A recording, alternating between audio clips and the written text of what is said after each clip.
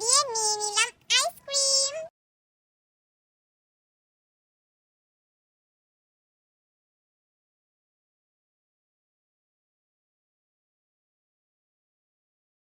তারপর এইচ দিয়ে নিয়ে নিলাম হানি।